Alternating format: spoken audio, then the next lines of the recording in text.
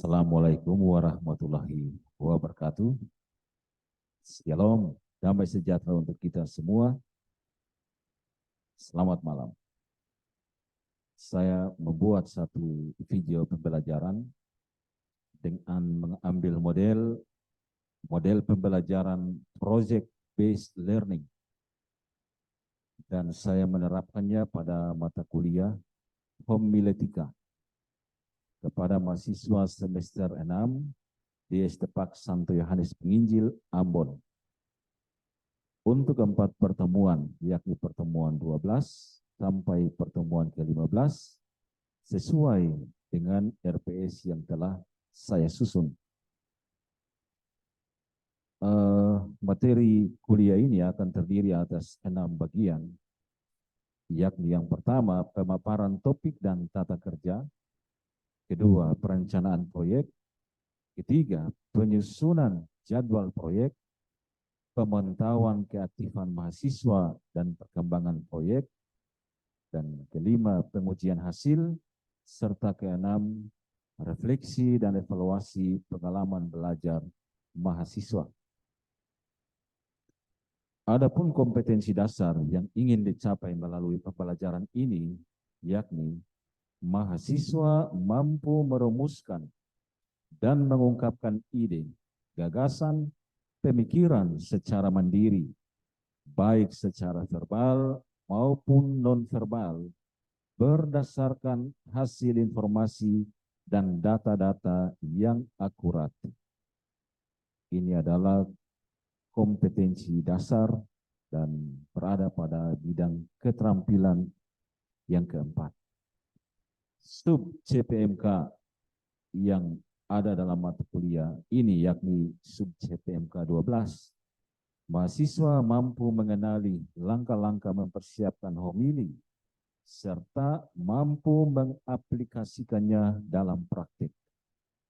Dan sub CPMK 13, yakni mahasiswa mampu membawakan homili dengan baik dan benar. Dan sub CPMK ke-14, mahasiswa mampu membuat latihan, praktik, dan evaluasi atas homilinya. Indikator yang kami susun berdasarkan pada RPS, yakni mahasiswa merancang waktu persiapan khotbah, membuat sebuah jadwal. Mahasiswa menulis khotbah berdasarkan langkah-langkah persiapan yang telah dipelajari. Mahasiswa menyajikan laporan hasil penulisan khotbah dalam bentuk tulisan. Mahasiswa membawakan khotbah tanpa terikat pada teks yang telah ditulis. Dan ketepatan dalam menerapkan semua langkah persiapan khotbah yang telah dipelajari sebelumnya. Materi.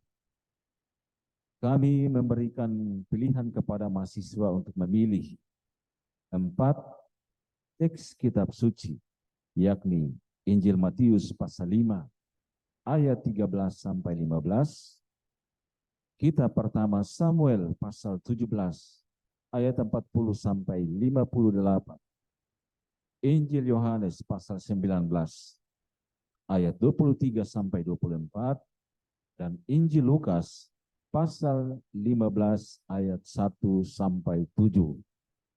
Mahasiswa diberikan kebebasan memilih salah satu dari keempat nas kitab suci ini untuk dikerjakan dalam mempersiapkan khotbahnya.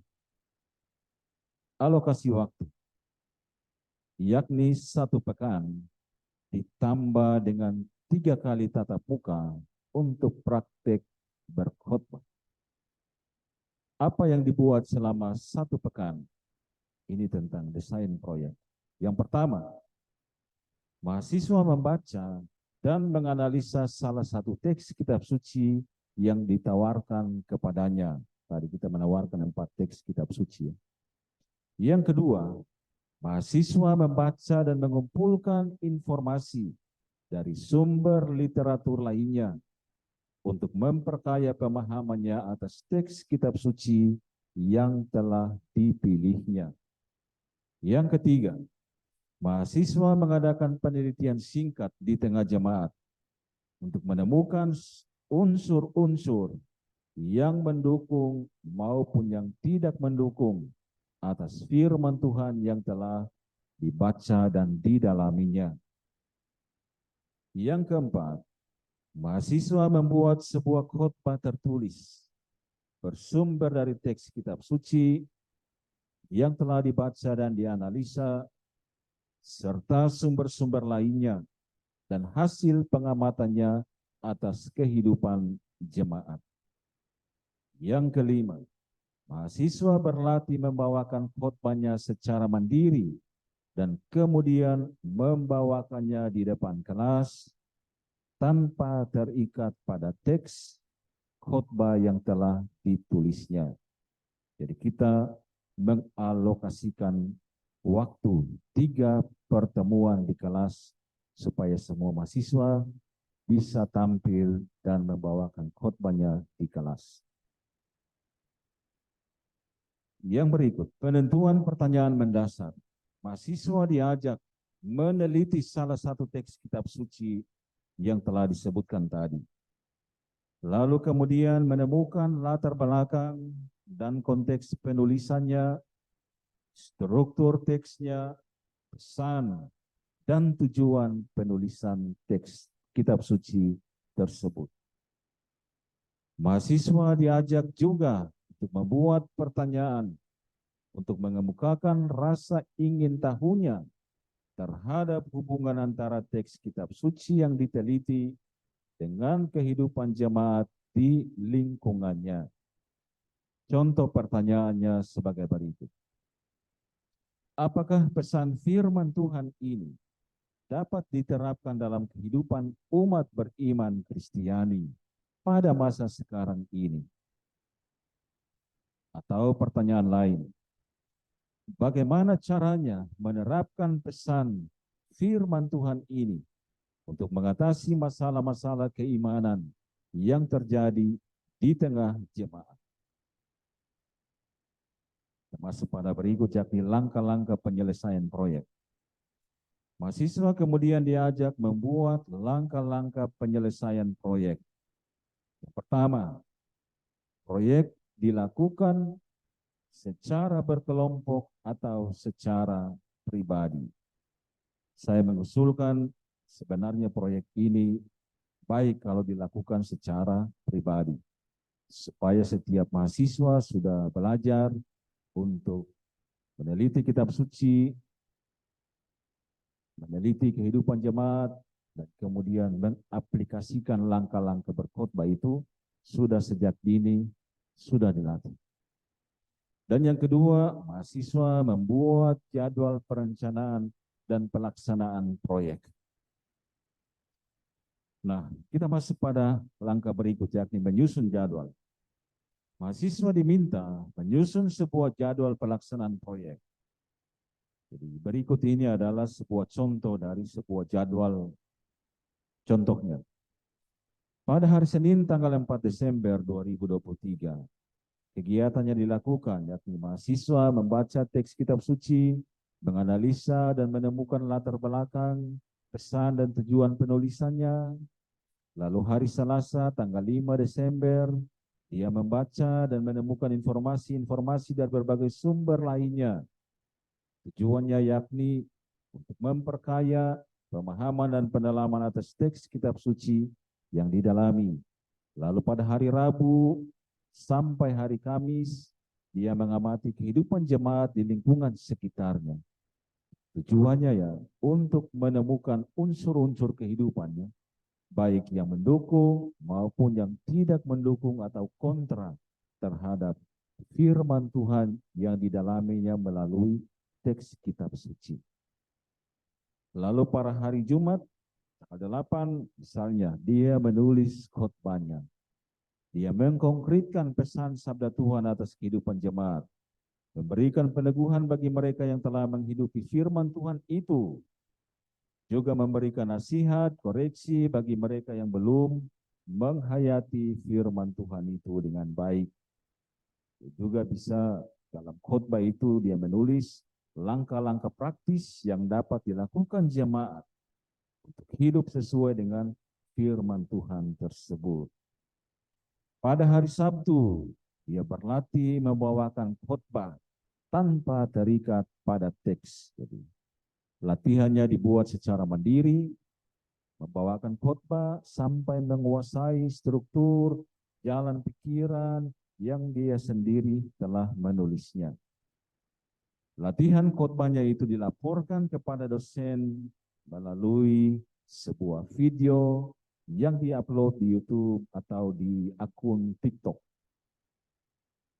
Lalu pada hari Senin tanggal 11 Desember mengumpulkan portofolio. Tugasnya dikumpulkan kepada dosen pengampu. Lalu pada tanggal 11 itu ya dilakukanlah praktek berkhotbah di depan kelas tanpa terikat pada teks. Itu dibuat tanggal 11 dan juga tanggal 18.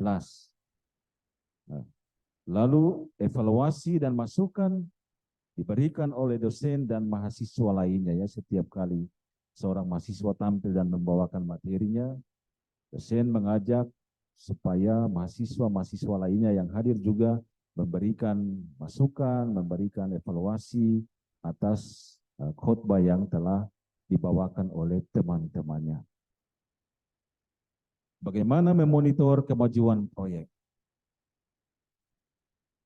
Tujuan monitor yakni supaya mahasiswa melaksanakan proyek, membuat khotbah itu sesuai dengan jadwal yang telah disusunnya sendiri.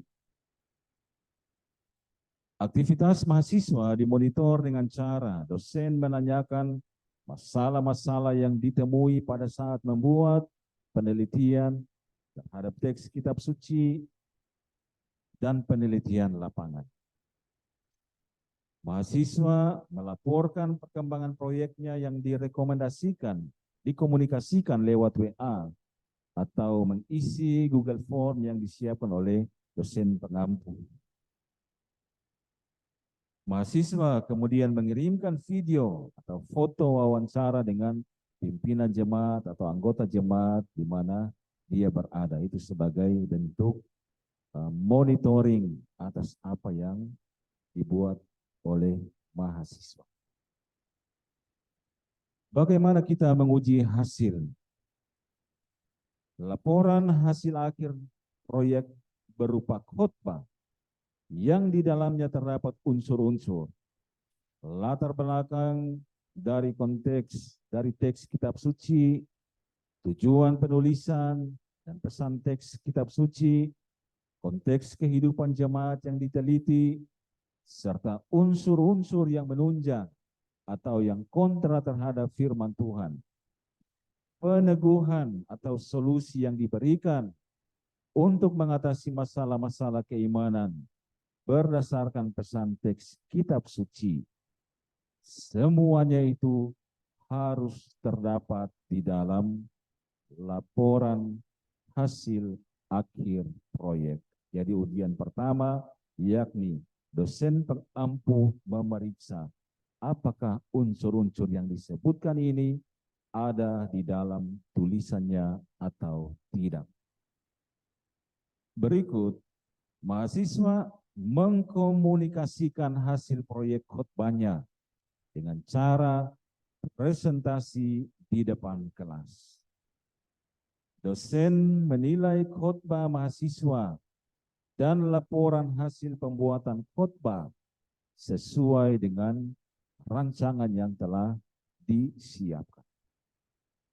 Lalu, mahasiswa harus menjawab pertanyaan-pertanyaan yang diberikan oleh dosen pengampu berkaitan dengan isi khotbahnya. Mahasiswa lainnya juga diajak ikut serta memberikan evaluasi atas presentasi dari teman-temannya. Dosen lalu memberikan saran-saran untuk perbaikan khotbah dari mahasiswa bersangkutan. Bagaimana caranya kita mengevaluasi pengalaman belajar mahasiswa? Pertama-tama, mahasiswa diminta mengungkapkan pengalamannya selama menyelesaikan proyek pembuatan khotbah. Pada akhir dari proses perkuliahan, dosen dan mahasiswa melakukan refleksi terhadap aktivitas selama merancang dan membuat khotbah. Dosen dan mahasiswa mengembangkan diskusi untuk memperbaiki kinerja selama proses pembelajaran. Demikian model proses pembelajaran berbasis proyek yang telah kami susun. Semoga bermanfaat. Terima kasih dan selamat malam.